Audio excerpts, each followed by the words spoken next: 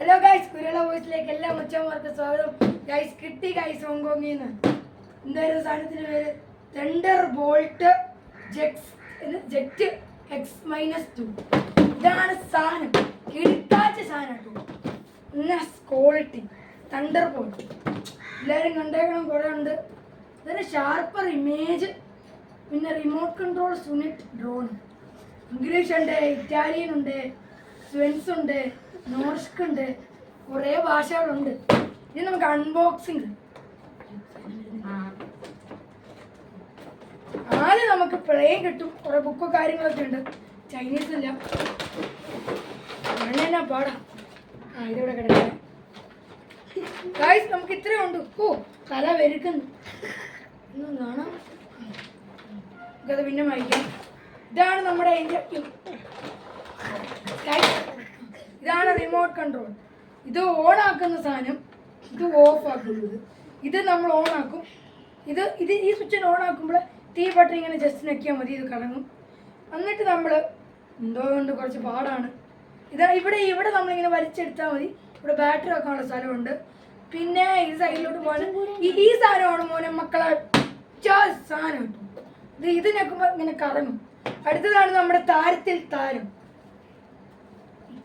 ഇതായിരുന്നു പേര് thunder bolt jet X-2 മോനെ. കിടക്കാച്ചി ഫീച്ചർ എൻ്റെ മോനെ. സായ് 77 thunder bolt jet 74 power by C drone and LED technology.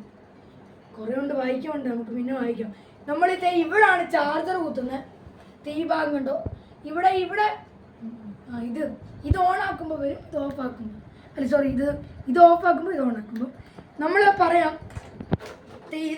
ഇത് ഓണാക്കി ഇങ്ങനെ വെക്കുമ്പോൾ ഇത് ഓണാകും.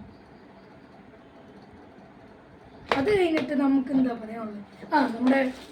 നമുക്ക് ഇത് പൊട്ടിപ്പോയാലും നമുക്കിത് ഫ്രീ ആയിട്ട് കിട്ടും കേട്ടോ. ചാർജർ എവിടാന്നറിയില്ല. ഇനി നമുക്ക് ഇതിനെക്കുറിച്ച് കുറച്ച് കാര്യങ്ങളൊക്കെ ഉണ്ട് ഗൈസ്. മുമ്പിൽ പോയി കയറിപ്പോയി. അപ്പം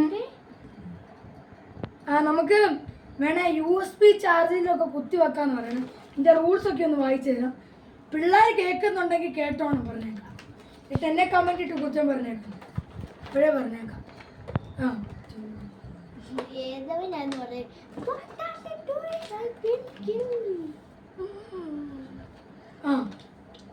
എവിടാണ്ട് ഉണ്ട്.